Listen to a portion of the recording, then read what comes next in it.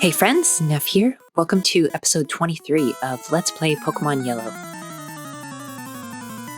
Still in the middle of the ocean. Just need one more level on Execute. Then I can do all kinds of stuff. I'm gonna ditch this Experience All as soon as we get level 28.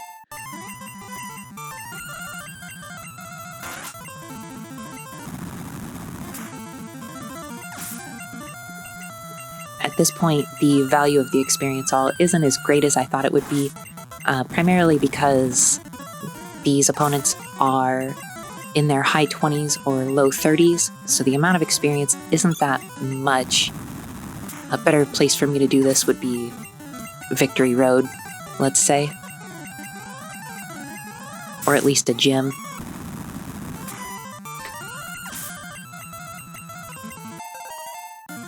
There we go. The whole reason we did this in the first place. And the reason I didn't turn Execute into Exeggutor as soon as I caught him.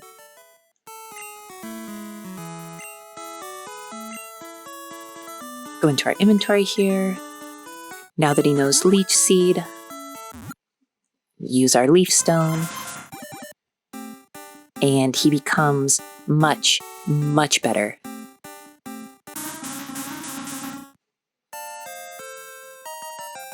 Tanky, not bad HP, not bad special, just all around good.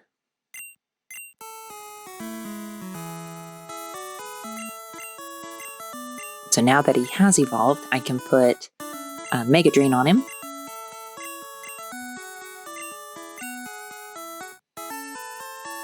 Not sure why Execute can't learn it, but Exeggutor can. But take what you can get.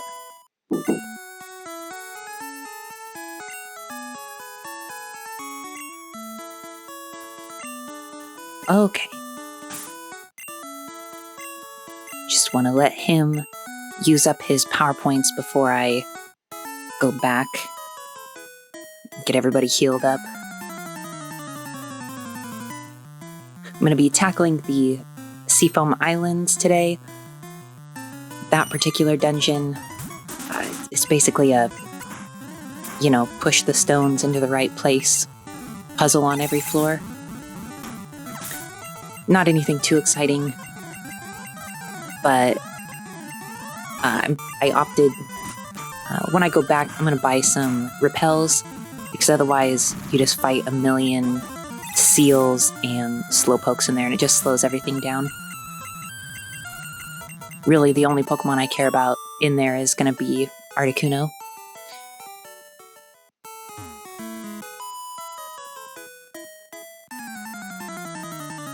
I swam here, but I'm tired.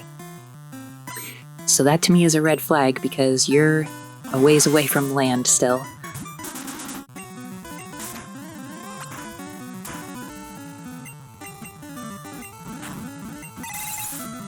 Staryu can use Harden? Well, alright then.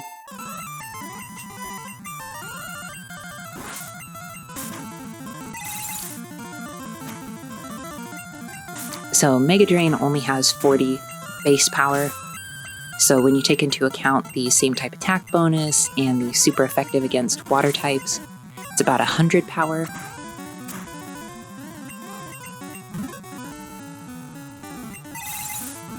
Still not super strong as a grass type move.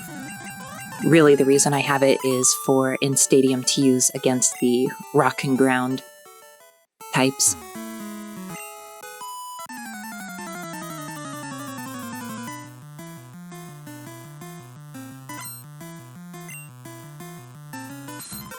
I tell you, these fights where they have like 5 low-level Pokemon are so tedious. Even without the Experience All, it's like it just exists to artificially inflate the duration of battle.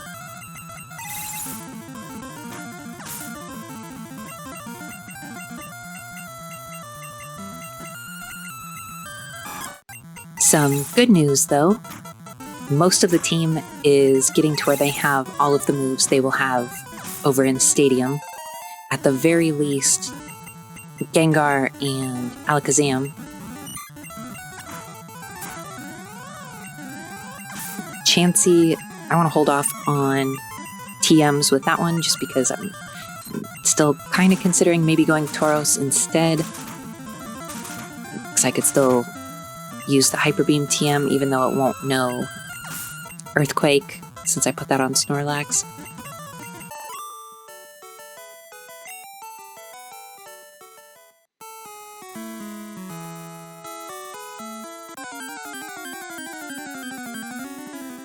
There's so many Tentacool in the water. It's like when you're in caves and you fight Zubats over and over. That's what Tentacool is in the water. Is just garbage. Although Tentacruel is not bad. It's decently tanky. Smokescreen's the worst.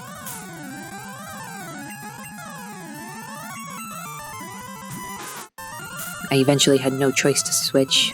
Well, no choice but to switch because I just don't have any power points left. And that's the other thing about these fights that have like 4 or 5 Pokemon. Like, you just burn through so many power points, it forces you to go back. Besides, until I have everyone in their final moveset, I don't want to use any of my PowerPoint ups because those are in such limited supply.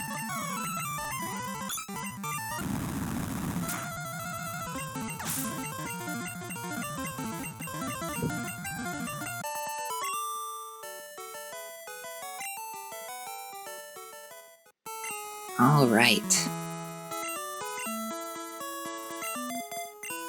So for the sake of consistency, I'm going to take on this one final trainer. They only have the Shelter line.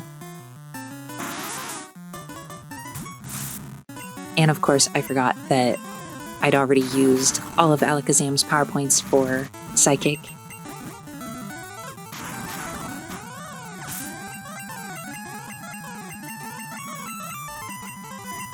Which means back to Gengar, honestly. Just one-shot it with a Thunderbolt. But now, I am truly out of power points without really making battles take a long time. So, I am going to fly back to Fuchsia. Use Charizard here. I'm going to heal up, buy some Super Repels, and pick up where we left off. I'm exactly where we were before, except for 3 spaces north.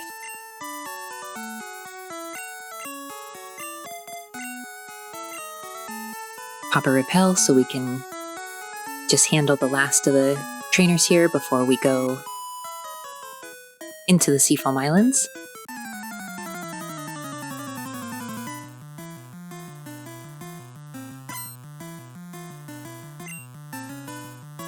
I also deposited the Experience All, because now, even though Exeggutor can't one-shot a lot of these guys, he's still good enough to earn experience for himself. So for these, since I got rid of the Experience All item, we're back to 1.5 times combat speed instead of the 2.5.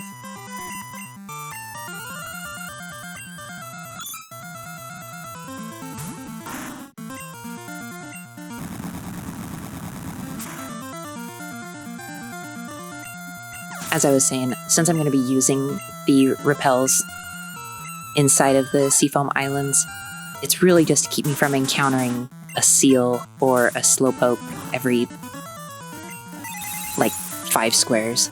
I wanted to get through all of it in this episode.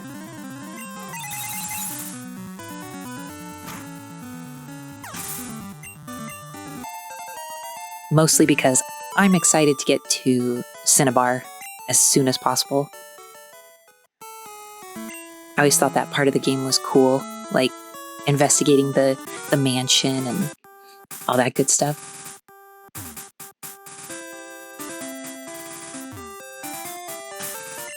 It's super irritating that you have to surf a square south just so you can encounter this trainer. There's otherwise no reason to be in the water here. You're caged in.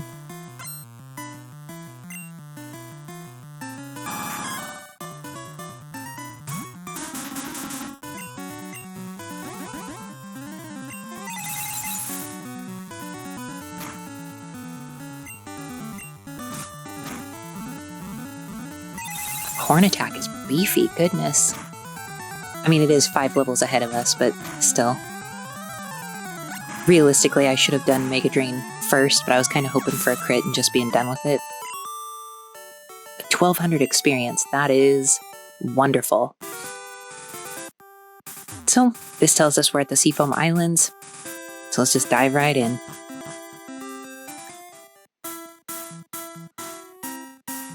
This place, you do not want to wander around blindly. It's really easy to get lost. I have no shame in admitting that I used a map to help me get through this as quickly as possible. This is still my second run through the Seafoam Islands to make sure that I didn't miss any items or anything like that. But I definitely owe kudos to the map for streamlining my time in here.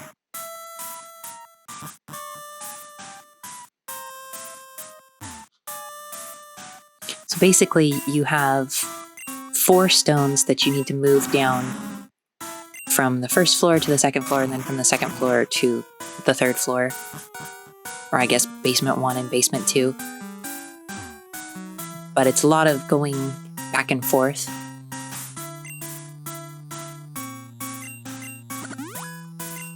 I was also a little bit surprised. I thought Generation 1 had the ability, when your repel runs out, that it asks you to reuse them. But apparently not. Doing this old school run's really making me appreciate a lot of the quality of life improvements that the sequels have gotten.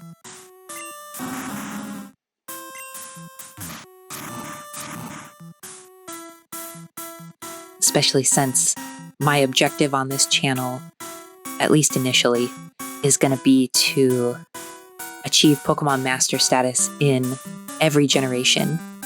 So that gives me 8 generations to work with right now. So for Generation 1, I have to beat a main series game and Stadium. For Generation 2, I'll probably do Crystal and then Stadium 2. Generation 3, I'll do probably Emerald, and then either Fire Red or Leaf Green, but also, what is it? Coliseum and XD. There's quite a few things going on in Gen 3. And then so on and so forth.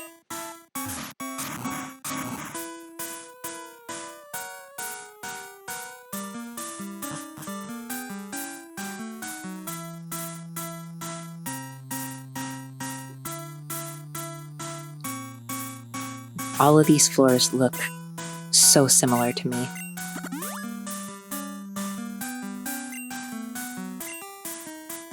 Since I don't play with the legendary birds, there have been multiple times where I've played through Generation 1 when I was younger, and what I would do is I would just clear all the trainers on one side of the Seafoam Islands, and then I would go south from Pallet and just clear all the trainers from there south and then east back to the island. So I took out all the trainers on each side, but just ignore this place completely.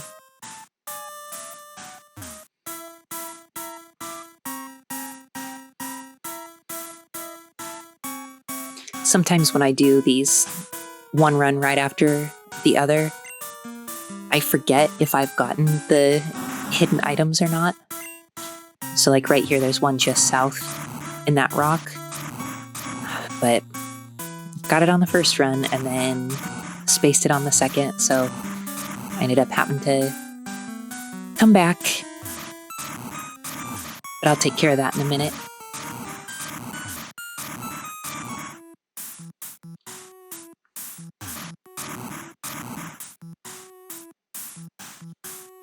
Now, you already can see how long this puzzle is taking me. Imagine if every 5 to 10 steps you also had a random encounter that you had to deal with. And you also want to stay healthy enough that you can catch Articuno at the end. So we've dropped one of the rocks over there, so now need to move and get the other one. But first, since we moved those two in the southwest on the last map, this water will let us surf in it. If I were to try and surf in that other water right now, it would push me outside, like I'd get caught up in the current.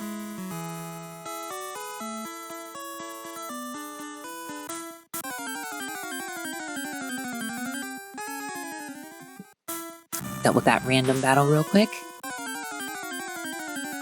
So I have Gengar in the lead because he's most equipped to handle this by himself.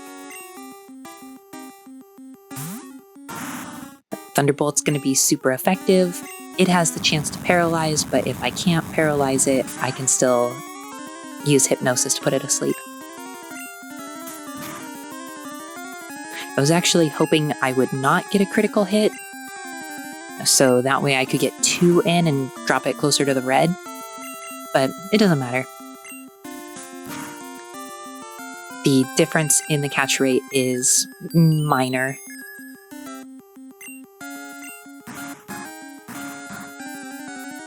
Just got it to sleep, and now it's time to burn through some Ultra Balls.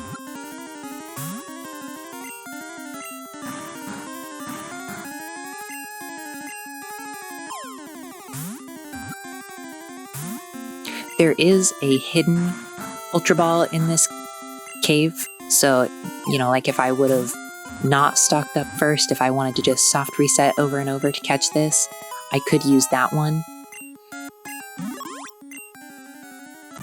But it's fine, we got it.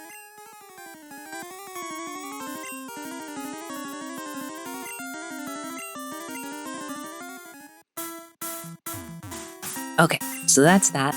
So now, just need to do the final little bit so we can get out of this place and never come back.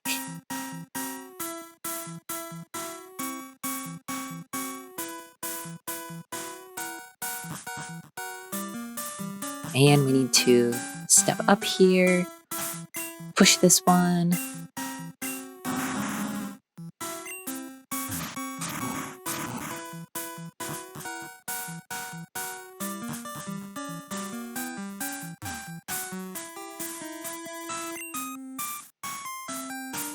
Yeah, I want to get that item first, so gotta go here.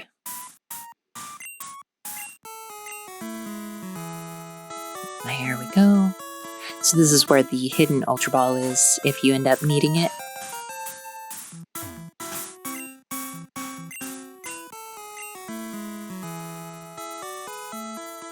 So close to being done with this place.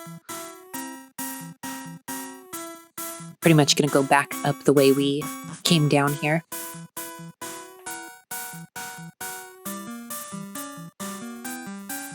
Make a pit stop to pick up the item I forgot earlier.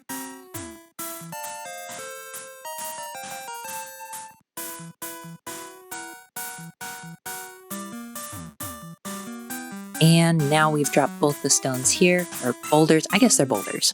It makes sense for them to be boulders. Now we can go this way, instead of getting swept down to the south there and kicked outside. I'm not going to waste my time on another rappel in here. I'll use it when we get outside. But here we are. Next time, Cinnabar Island.